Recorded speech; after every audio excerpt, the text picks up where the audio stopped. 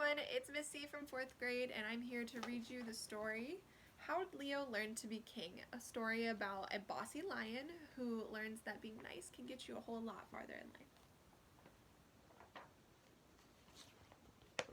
Leo the lion, king of the beasts, woke one day from a nice long nap. He stretched and scratched his back on his throne. He yawned loudly.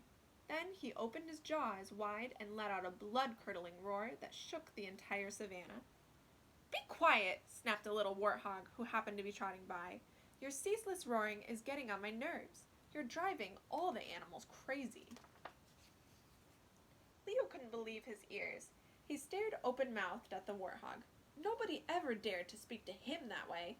"Just who do you think you are? Who do you think you're talking to? I am Leo, the Invincible, the king of the beasts." And with that, Leo tensed to spring at the warthog and strike him down with one powerful paw. Luckily, a water buffalo happened to hear the argument and rushed in between them.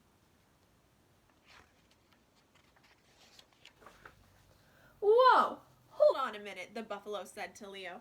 "We don't need a king of the beasts anymore. We can take care of ourselves." "Yeah," piped the warthog, peeking out from behind the buffalo. "Like he said, we animals can make it on our own." Leo gasped. He clutched at his heart and moaned, "Oh, whatever have I done to deserve this? I was always..." "You were always a lazy show-off," squawked the vulture as he swooped down and snatched Leo's crown. "What have you ever done to deserve to be our king?" More and more animals gathered, circling around Leo. The rhinoceros, the elephant, the hyena, the zebra, even the gentle giraffe all talked at once, shouting wildly and trying to make themselves heard in the din. But then they joined together to shout in chorus, "Lazy Leo, you must step down. Get off the throne. Give up your crown." There was nothing Leo could do except flee from the rebellious animals. He escaped into the tall grass near a stand of trees. "We'll just see how they get along without me," he thought defiantly. But after a while, he had to admit to himself that he had never done much of anything for the animals. What he really liked to do was lie around lazily, being waited on and admired. "I deserve to be served because I am the king of the beasts," he thought. "It has always been this way. Why should I change?"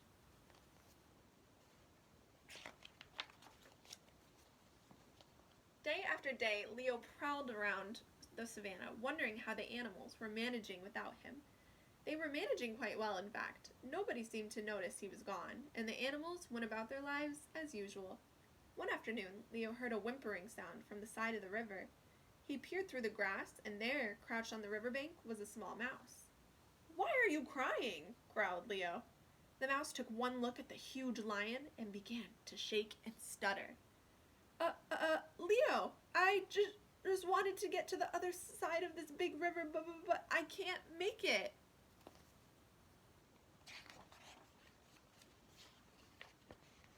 "This little brook," said Leo. "Nothing to it. Just climb on my back and hold on tight to my mane." Then the lion crouched down and took a flying leap across the water. "Oh my," said the mouse, slipping down from Leo's back. "Oh my, that was amazing.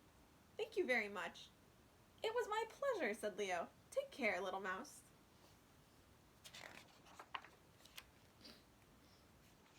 A few days later, the lion was walking along when suddenly he felt the earth begin to shake. Leo barely had time to duck behind a bush before a charging rhinoceros thundered by. A full-grown lion is no match for a raging rhino, thought Leo. He sneezed and shook the dust from his mane. From beyond the bushes, he heard a voice. "Hey, Rhino! What are you doing?"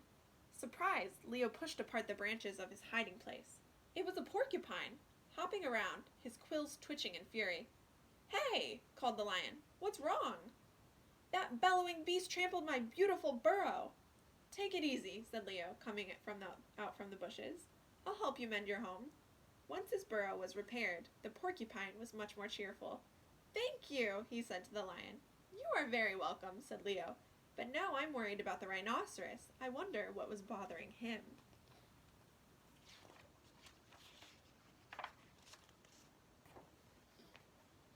It took quite quite a while for Leo to find the rhinoceros. He was lying under a tree, stunned and moaning. Right above his two horns, a third had sprung up. A huge pink bump. "What happened to you?" asked Leo, shocked. The rhino groaned. "First, I was stung by a wasp. It hurt so much that I ran, and I didn't watch where I was going and crashed right into this tree." Leo found some moist leaves and used them to cool the bump and take away the sting. "You'd better stay here and rest," he said. "I'll come back later to make sure you're all right."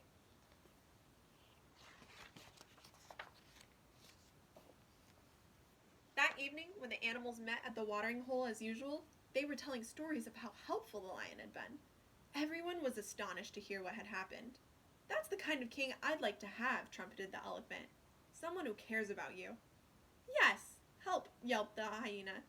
"Someone who's kind, someone who notices the smallest things. That's our kind of king," they all declared.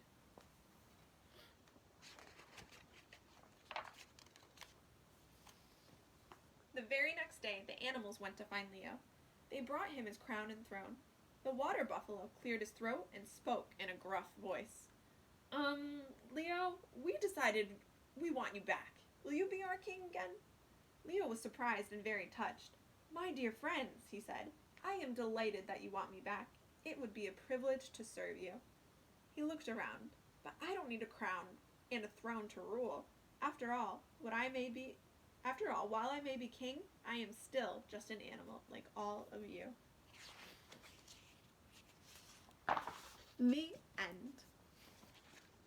I hope you all enjoyed the story of how Leo learned to be king, and I hope that you took away some of the messages that kindness helps you get farther in life, that being kind to others is key, and that if you're bossy, nobody's gonna listen to you. Have a great day. I miss seeing all of your faces, and I can't wait until I can see them again. Bye-bye.